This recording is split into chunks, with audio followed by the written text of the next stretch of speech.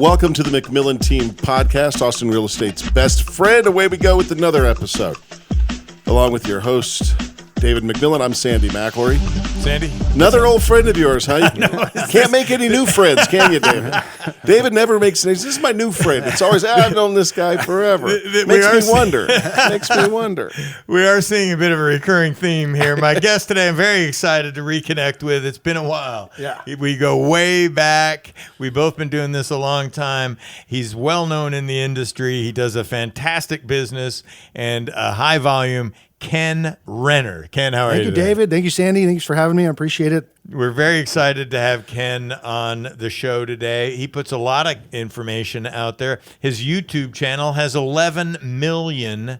That's 11 million views. So you can find, what kind of stuff do you have on your YouTube channel? Well, the first thing I have is my house owner shows. I did a presentation at the Austin Convention Center about real estate investing. So that playlist is on there right underneath the house owners episode. And I've got some testimonials, and then, well, there's over 1,000 videos. So there's all kinds of stuff, houses and, education. It's edu-marketing, yes. It's education and marketing. Edu-marketing. 11 million YouTube views. House Hunters is still on the air these days. It's the number one show. We were on 3 times, yeah. And I did, one of them was the house that I had bought, the one we talked about earlier. Oh, yeah. But yeah, it was a lot of fun. And I the story is that they come out and they do 5 days of shooting, 12 hours a day. Then they come back for 2 more days of shooting and you got to do every scene twice. And it's all for 22 minutes. Did it pay off for you? It's weird. I don't know if I probably could attribute one real sale to that I could actually say he saw me on House Hunters. I leveraged the whole power of video because what happened was one of the shows was a doctor show where he bought a house moved from California, Lake Tahoe to Lake Travis.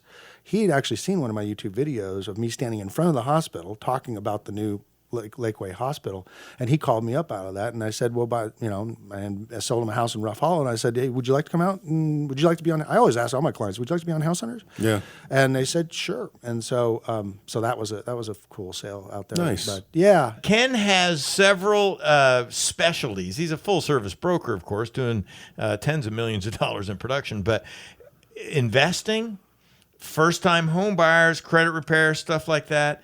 People moving from California, 1031 tax exchanges. Those are the kind of things that we're going to talk about today. And I'd like to start by, let's talk about the California piece first, because you told me an interesting story about a client you're working with right now. Tell us about that. This client was a former client that had bought and sold from me before. He has a house in San Mateo, California, that it's 3-bedroom, 1-bath, built in the late 50s.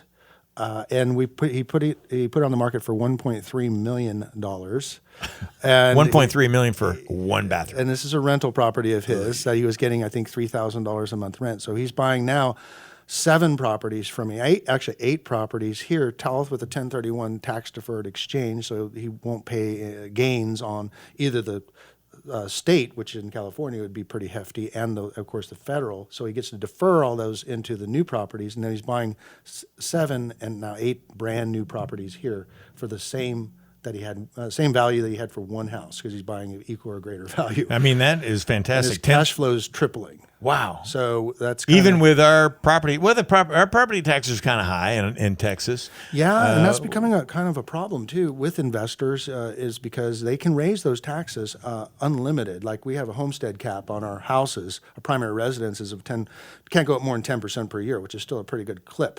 I saw a tweet yesterday from Governor Abbott, where they were talking about increasing the sales tax and decreasing the property tax. So that'll be interesting if that gets any legs. I hope that happens. That would be great for everybody. But also, thanks to David McMillan, those rates down to 4.25%. Had a lot to do with it, yeah. That's full down a full percent from November 18th when it had peaked at just over 5%. It's almost a full percent down. The rates have been so low for so long, people don't think that's great anymore. But now we did a 3.99% yesterday. But back to the 1031 tax exchange. This client, for instance, he's probably not paying cash for all those houses. If I did some quick math, unless they're $150,000 houses, but you don't have to. You can get loans. Yeah, you can. In fact, you have to replace that to do it properly. You have to replace the debt that's on the previous property. So he has 250, 260 on that previous. That's all he owed. That's all he owes. So but to do it, you have to buy a vehicle or greater value, and you have to you have to get mortgage. You have to leverage it for as much as you had, or you could pay cash. So he doesn't need much in the way of mortgages. 7 houses, you only get a couple $100,000. Yeah, mortgage a couple of them, buy the rest free and clear. Right. And so a 1031 tax exchange. It's tax deferred exchange. Tax deferred exchange. So that's another topic that Ken can help you with at buyaustin.com or his YouTube channel, and he'll talk more about it. It's just a great way to do it if you're thinking about investing. Let's talk about investing, Ken. I mean, well, back to the California piece. I love your line to a lot of those guys in California. Hey, get your equity out of your property there before it's all gone. Before it disappears, because it will. Probably. Well, it's historically there are much higher swings from. I mean, they've basically doubled in value in the last 4 or 5 years. So what was 600,000 is now 1.2 million. And this is not everywhere in California. This is the Bay Area where it's landlocked. Southern California is also super appreciated. But I've been doing this for 35 years. You've been doing it almost we've seen it happen. Right.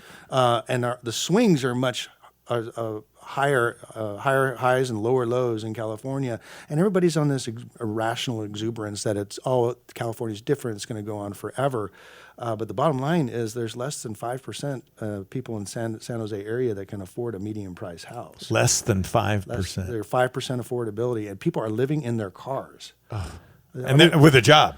Well, the thing about it is like I flew out there, did some presentation in Santa Clara, and I was like feeling for the school teachers and the policemen, and they're not making 6+ figures, and it's like they're literally, and that's what I'm seeing is getting to the point where people are, I can't live this lifestyle. I even see people that are in the high tech that are both making good money, husband and wife, they're pulling down $300 a year, $400 a year, but they're like, but the lifestyle everything's so crowded. The traffic's worse than Austin, So I like to be the Pied Piper out there and tell them about Austin and say, get your equity out now. And are there still deals out there? Can we still? I've had investment property. I've had rental property. I've got one now, but generally I don't have any.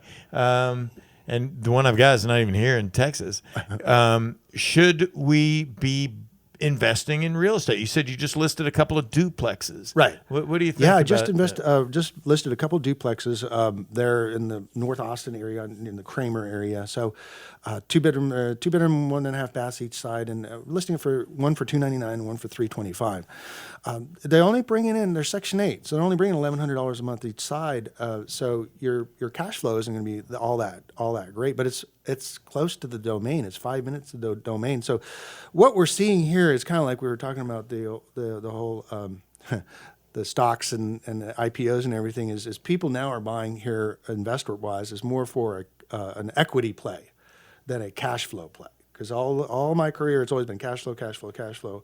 But the taxes now are going up pretty steep, and so therefore the cash flow is going down. There are deals to be found out there, and I'm even still buying new construction. But I know where to throw the dart, and I would like to get pride myself on getting in front of the wave. Where are people investing, and why would they invest there? So I've sold over 700 or 800 investment properties in Austin, and I'm still doing it, but there's other sub-markets that are close by that I tap into. I like what you said. It's not always a cash flow play, because even if you're cash flowing $200 or $300, that's not going to alter anything. But if you were buying property, $300,000 property, and somebody else is paying your mortgage, better yet, you put it on a 15-year loan, which is really going to affect your cash flow. But Warren Buffett said the 15-year fixed rate mortgage is the best loan in America.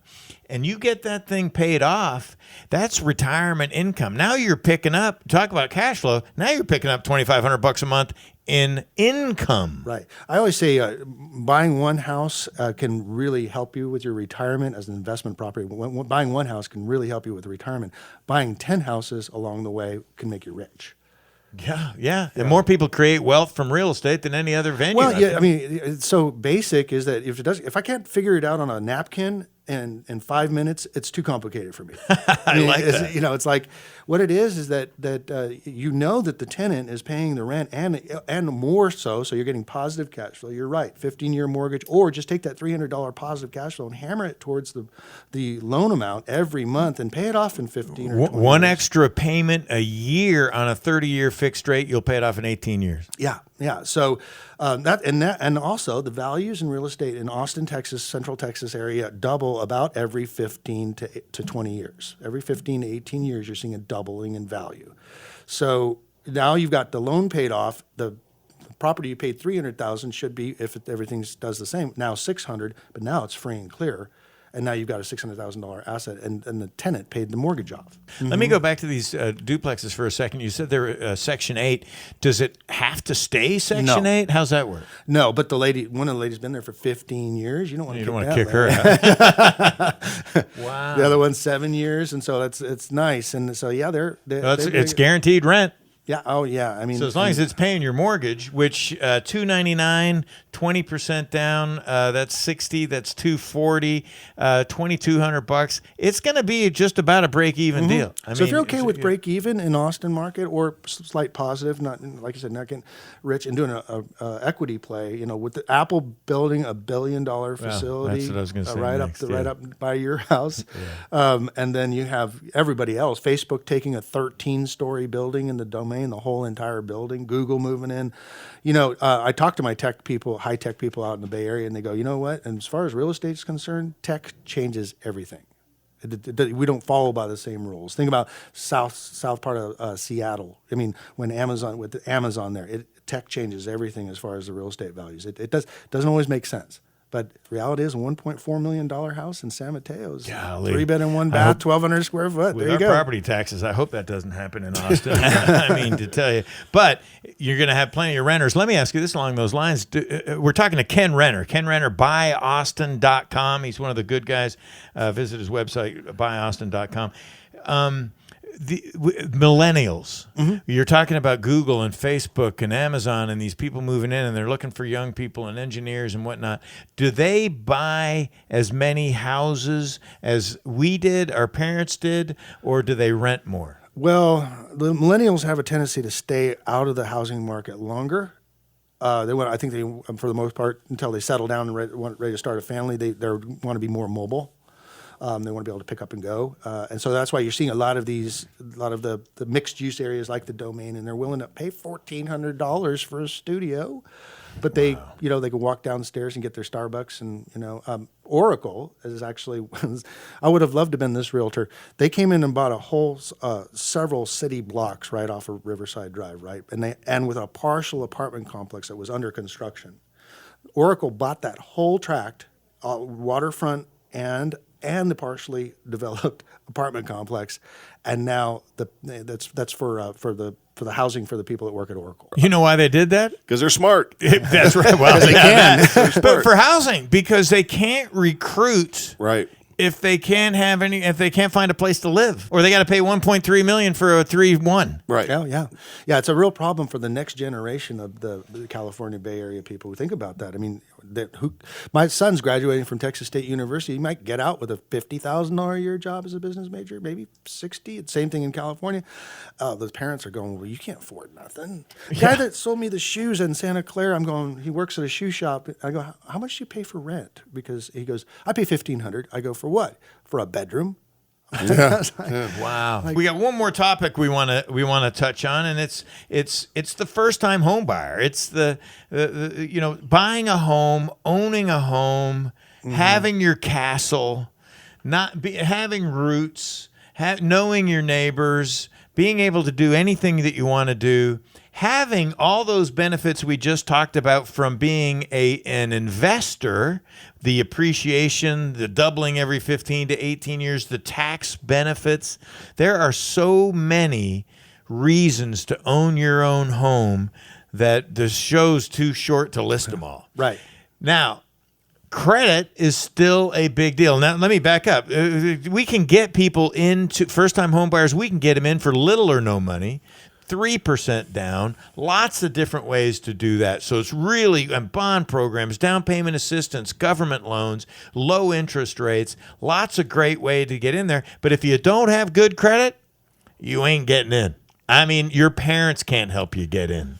Yeah, people always say, well, but I've been making my rent all this time, and can't they see that? And it's like, no, they're looking at the good old the old FICO scores. And I still teach first-time homebuyer classes. I've been doing that for 25 years, and it's a joy because you get the light bulbs go on, and they didn't know what they didn't know, and I got a lot of I have people from Australia that came up here and they're like, they definitely could qualify. And I'm like, why are you waiting? Well, we have to save up 20%. I said, no, you don't. No, you don't. No, you don't. By the time you save up that 20%, the prices are going to go up another. But I tell my kids, I say, listen, just be careful of your credit. Your dad's in the mortgage business. He'll help you get a house. He'll help you get a loan. But I can't help you if you screw up your credit. I can help you if your income's a little wonky. I can help you maybe with the down payment. I can help you by co-signing, but none of that stuff helps the credit. Right. You gotta have decent. Doesn't have to be great. You gotta have decent credit. I was talking to a guy yesterday. It's gonna take me 6 months to get him fixed up, but I can get him fixed up. I said, listen, that payment is $25 a month. Stop being late. Right. You can afford $25 a month. Make your payment. And I'm talking to him just like this. He's a great guy. I said, listen, stick with me and I'll show you how we can get in there in 6 months. But you got a late in January of this year on a $30 Kohl's card. Cut it out. You're doing it. And so it's like stick with us. Get with somebody like Ken who will help you, who has the patience. We'll help you. We'll show you. Be super careful of credit repair companies. Yes. Right. So, yes. And this guy was paying a law firm $60 a month, twice what he owes Kohl's. They're not going to be able to do anything. I mean, if the late is the late is the late, right? If it's wrong, they can help you, but not if it's correct. They can't help you. So quit paying that guy and pay your freaking bill. Card. Yeah, right. Yeah, right. And that's part of the problem is we run into it, and that's where I talk the three things that people have to deal with is cash. Well, you just said you don't need cash. You got income to debt ratios. That's the other challenge, right? And you've just talked about that, how you can address that. We also help people rearrange their credit picture and their financial picture so they can or tell them which ones to pay off are going to have the highest impact on their income to debt ratios, and then credit. And the problem is that people go to my FICO or Credit Karma, and they look and they think they've got a good score, but there's 54 different ways to run a FICO score, and a mortgage score is going to be different than Credit Karma. That's right. I always encourage you to go to David before you do anything else. Get your 3 scores, and 3 scores per husband and wife. Right? There's 6 scores. I can't tell you what my middle score on the primary borrower is. Don't do that stuff. We don't use Credit Karma or my free FICO, so nor does any other lender. You can be off by 20 or 30. I tested it. I did it. I ran a real credit report, and the same day that I ran a Credit Karma, it was my credit, and it was off by 22 points. There you go. And that 22 points can make the difference between getting a loan and not getting a loan. It can make the difference between an interest rate. The government loans, the rate doesn't go up or down on your credit score, but the conventional loans do. So you've got to be, Fannie Mae and Freddie Mac, they've got these adjusters. So you got to be super careful. We got to get together and do one of those. It's been a while. We need to do another one. Yeah. Well, listen, we've really enjoyed today. BuyAustin.com is the website for Ken Renner. He's always been out there for 35 years, you heard him say a minute ago. His YouTube channel has 11 million views, and you can see that also at BuyAustin.com. You'll learn more information.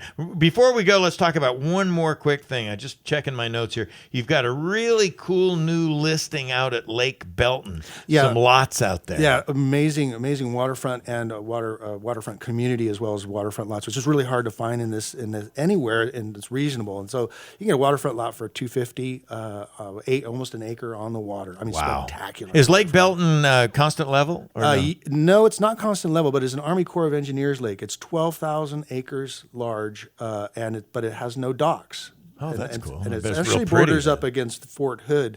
So the eastern side of Lake Belton is all in Fort Hood. The western side is in Fort Hood, and the eastern side is in Belton Temple area. And this resort's called the Cliffs at Lake Belton. And the website is thecliffsatlakebelton.com. And it's absolutely spectacular waterfront. It's 10 minutes to I-35. Wow. So it's 1 hour from Austin.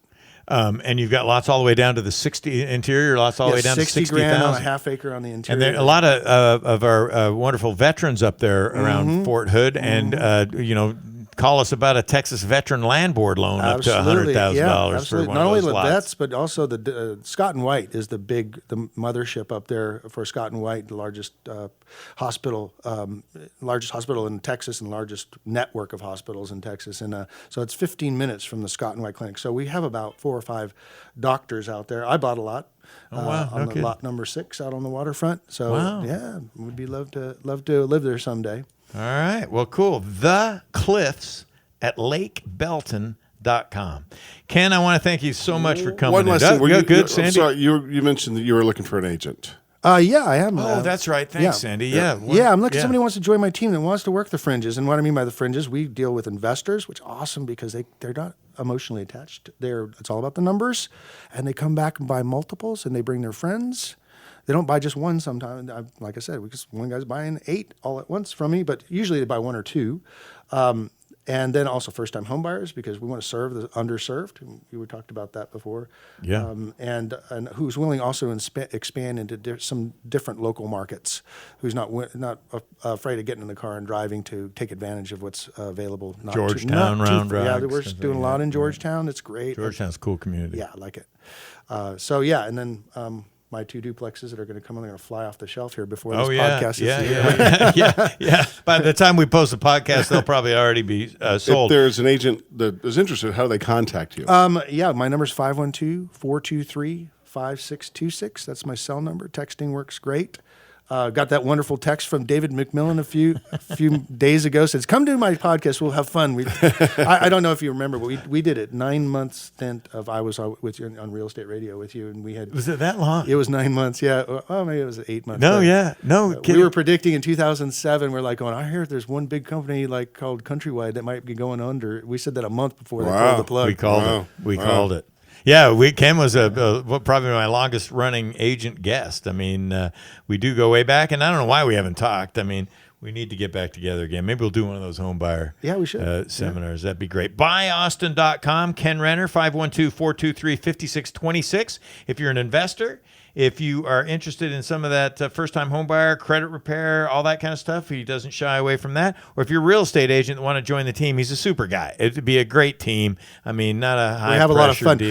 Our mission statement is having fun making dreams come true through real estate and home ownership. And the first part of that filter is having fun. There you go. This business can eat you up, but if no one's going to get hurt, no one's going to die. No one's going to the jail. It's like right. All the stress that we go through is like, oh, come on, let's go have some fun with it. That's right. We have the same philosophy. I talk around here. I said, listen, there's enough stress. Let's not add to it. All right, Sandy, thanks again for hosting. Ken, thanks for coming in. BuyAustin.com, themcmillanteam.com for all our podcasts. We've had some great guests, and we look forward to interacting with you soon. Thanks a lot, folks.